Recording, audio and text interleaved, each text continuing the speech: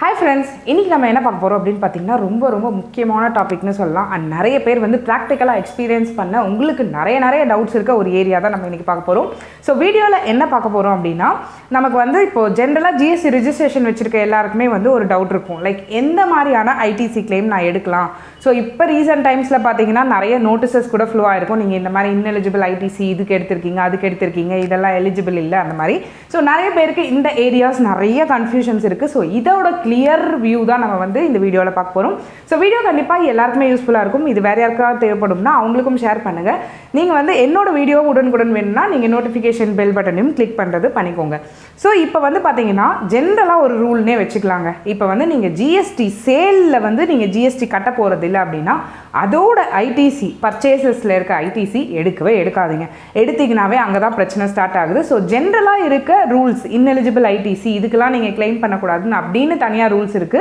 அது இல்லாமயே வந்து ஒரு காமன் பெர்ஸ்பெக்டிவ்ல நீங்க புரிஞ்சுக்கணும் அப்படினா நீங்க வாங்குற இடத்துல நீங்க GST கொடுக்குறீங்க, ஆனா நீங்க விக்கும்போது அது GSTயோட போடல, கலெக்ட் பண்ணல, கஸ்டமர் கிட்ட இருந்து கலெக்ட் பண்ணி கவர்மெண்ட்டுக்கு கட்டலை அப்படின்ற பட்சத்தில் நீங்கள் அதுக்கான ITC எடுக்கும்போது தான் இந்த நோட்டீசஸ் அண்ட் அதர் திங்ஸ் உங்களுக்கு இது எலிஜிபிளே இல்லை, நீங்கள் எப்படி எடுப்பீங்க. இந்த HSN கோட் இப்போ ரீசெண்ட் டைம்ஸில் AI ஜென்ரேட்டட் நோட்டீசஸ் நிறைய வந்திருக்கு.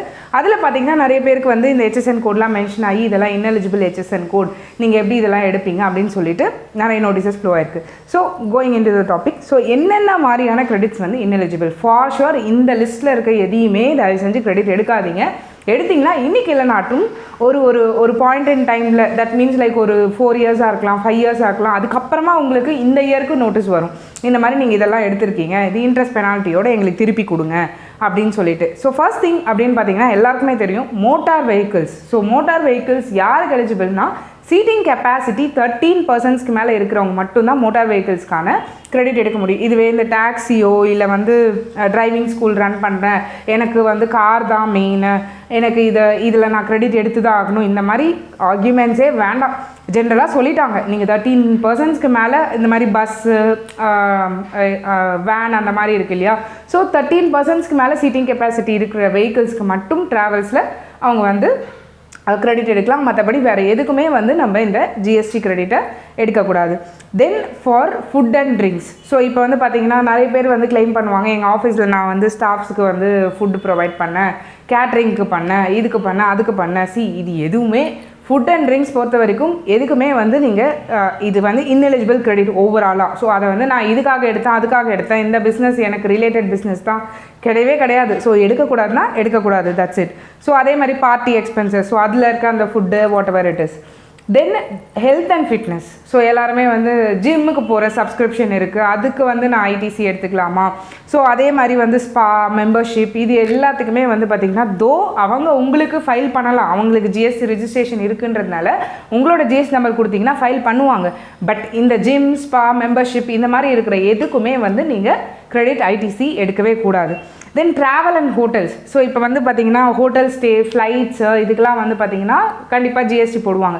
அப்போ நம்ம பே பண்ணோம், நம்ம GST நம்பர் கொடுத்தோம் அப்படின்னா நமக்கு ஃபைல் ஆகும். பட் அதை வந்து பிஸ்னஸ் ட்ராவல், அதை வந்து நீங்கள் ஃபார் ஷுர் அதை ப்ரூவ் பண்ண முடியும் அப்படின்னா மட்டும் பிஸ்னஸ் ட்ராவலுக்கு எடுக்கலாம். மற்றபடி வேறு எந்த ட்ராவலுக்கும் ஃப்ளைட் டிக்கெட்ஸோ இல்லை ஹோட்டல் ஸ்டேவோ புக் பண்ணி எடுக்கவே எடுக்காதீங்க. அந்த கிரெடிட் எடுத்திங்கன்னா கண்டிப்பாக ப்ராப்ளம் வரும். தென் கன்ஸ்ட்ரக்ஷன். ஸோ கன்ஸ்ட்ரக்ஷன் பொறுத்த வரைக்கும் இமூவபிள் ப்ராப்பர்ட்டி ரிலேட்டடாக என்ன ITC இருந்தாலுமே அது நீங்கள் எடுக்கக்கூடாது, அது கண்டிப்பாக வந்து ப்ராப்ளம் வரும். ஸோ அந்த இமூவபிள் ப்ராப்பர்ட்டி ரிலேட்டடாக நாட் ஓன்லி ஜஸ்ட் கன்ஸ்ட்ரக்ஷன், அது ரிலேட்டடாக நீங்கள் வேறு எதுனா ரிப்பேர்ஸ், மெயின்டெனன்ஸ் அந்த மாதிரி இருந்தாலுமே எடுக்காமல் இருக்கிறது தான் பெஸ்ட்டு. தென் ஃப்ரீ கிஃப்ட்டு. ஸோ நிறைய பேர் இது ஒரு ட்ரெண்டாக வச்சுருப்பாங்க, இந்த மாதிரி நான் என் கிளைண்ட்ஸுக்கு நான் என்ன வாங்கி கொடுத்தேன், என் ஸ்டாஃப்ஸுக்கு நான் கொடுத்தேன், இங்கே டிஸ்ட்ரிபியூட் பண்ணேன் ஆஃபீஸில், சம்திங் லைக் தட், ஆனால் நான் ஃப்ரீயாக கொடுத்தேன், ஸோ வாங்கினேன் ஃப்ரீயாக கொடுத்தேன். ஸோ அந்த ஃப்ரீ அப்படின்ற இதுவே வந்து பார்த்திங்கன்னா சேலில் GST வராது. ஸோ அதுக்கான ITCயும் தயவு செஞ்சு எடுக்காதீங்க, அது வந்து ஒரு பெரிய பிரச்சனை இது. அது இல்லாமல் வந்து பார்த்திங்கன்னா பர்சனல் யூஸ்க்கு நீங்கள் வாங்குகிற பொருட்கள். ஸோ எதனா ஒரு பர்சனல் யூஸ்க்கு, even sometimes mobile credit is also debatable. So அந்த மாதிரி இருக்கிறதுக்குமே வந்து பார்த்திங்கன்னா நீங்கள் பர்சனல் யூஸ்க்கு என்ன வாங்கினாலுமே அதை வந்து நீங்கள் கிரெடிட் இப்போ ஃபார் எக்ஸாம்பிள் நீங்கள் போய் ரிலையன்ஸ் ஃப்ரெஷ்லேயோ எங்கன்னா இது பண்ணுவீங்க, உங்களுக்கு ஜிஎஸ்டி நம்பர் இருக்குன்றதுக்காக அங்கே கொடுத்தோ, இல்லை நீங்கள் வீட்டுக்கு எதனா பொருள் வாங்குறீங்க அப்படின்னா ஜிஎஸ்டி நம்பர் கொடுத்தோ வாங்கிட்டு அந்த ஐடிசி கிளைமை எடுக்காதீங்க. ஸோ வீட்டுக்கு டிவி வாங்குவீங்க, அதை ஆஃபீஸில் தான் யூஸ் பண்ணுறோன்னு ஜஸ்டிஃபை பண்ணுற மாதிரி கிரெடிட் எடுக்கிறது. So all these things should be avoided. So ஓவராலாக ஏன் அவாய்ட் பண்ணுறீங்க அப்படின்னா, இன்றைக்கி நீங்கள் ஒரு 10 ரூபா சேவ் பண்ண போயிட்டு நாளைக்கு நீங்கள் 50 ரூபா கட்டக்கூடாது. அதுக்காக தான் இவ்வளோத்தையும் சொல்கிறோம். ஸோ அதை வந்து நீங்கள் மெயினாக அவாய்ட் பண்ணிவிடுங்க. தென் எக்ஸாம் சப்ளைஸ், நீங்கள் வந்து both taxable supplies and exam supplies பண்ணுறீங்க அப்படின்னா ப்ரொபோர்ஷனேட் ஐடிசி தான் எடுக்கணும். ஸோ ஃபார் எக்ஸாம்பிள் கூட்ஸ் வந்து 2 விதமாக ட்ரேட் பண்ணுறீங்க. ஒன்று வந்து 0%, இன்னொன்று வந்து லைக் டாக்ஸபிள் ரேட்டில் பண்ணுறீங்க. அந்த மாதிரி இருந்ததுன்னா 0%க்கு இன்கேஸ் உங்களுக்கு உள்ளே வரும்போது இல்லை வேறு எதுனா கிரெடிட் இருக்குது அப்படின்னா நீங்கள் அந்த ரிலேட்டடாக வந்து இருக்க கிரெடிட்ஸ் எதுவுமே exam not just like common கிரெடிட்ஸ்னு சொல்லலாம். ஸோ இது ரெண்டுத்துக்குமே அப்ளிகபிள். அந்த கிரெடிட் ஒரு ப்ரொஃபஷனல் சார்ஜஸாக இருக்கட்டும், இது வந்து உங்கள் பிஸ்னஸ்க்காக ஆஸ் ஏ ஹோலாக தான் ஒருத்தவங்க ஃபைல் பண்ணுவாங்க. ஸோ அந்த மாதிரி இருக்கும்போது நீங்கள் அதில் வர கிரெடிட்ஸ் வந்து மொத்தமாக எடுக்கக்கூடாது. உங்களோட எக்ஸாம் டர்ன் ஓவர் எவ்வளோ, டாக்ஸபிள் டர்ன் ஓவர் எவ்வளோ, அந்த ப்ரொபோர்ஷனேட்டில் தான் காமன் கிரெடிட்ஸை எடுக்கணும். ஸோ இது எல்லாமே வந்து பார்த்திங்கன்னா அப்புறமா அப்பப்போ வந்து இந்த ஐடிசி பிளாக் ஆயிருந்தது அந்த மாதிரி எதுனா இருந்ததுன்னா அதை புக்ஸில் ரெக்கார்ட் பண்ணுறது எப்படின்ட்டு, ஏன் பிளாக் ஆயிருக்கு என்னன்றதை செக் பண்ணுறது, இதெல்லாம் பண்ண வேண்டியிருக்கும்.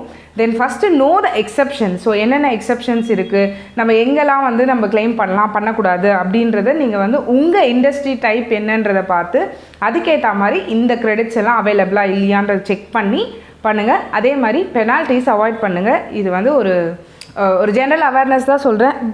Stay informed and stay compliant. So இது நிறைய சிமிலர் நோட்டீசஸ் வந்து வந்துக்கிட்டு இருக்குது. இந்த மாதிரி ஐடிசி எடுத்துருக்கக்கூடாது. சம் ஐடிசி வந்து பார்த்திங்கன்னா வரும்போதே உங்களுக்கு இன்எலிஜிபிள்னு வரும், பட் எல்லாமே வராது. ஸோ அப்போ எல்லாமே வராதுன்றப்போ எதெல்லாம் வருமோ பில்ஸ் செக் பண்ணி இதுதான் வந்து நான் இந்த பர்பஸ்க்கு, நீங்கள் இன்றைக்கி கம்ப்ளைண்ட்டாக இருக்கணும்னு நினச்சிங்கன்னா நாளைக்கு உங்களுக்கு எந்த பிரச்சனையும் இல்லை. இன்றைக்கி பரவாயில்ல பார்த்துக்கலாம் அப்படின்னா நாளைக்கு நீங்கள் அதை பல மடங்காக சேர்த்து கட்டுற மாதிரி ஆகிடும்.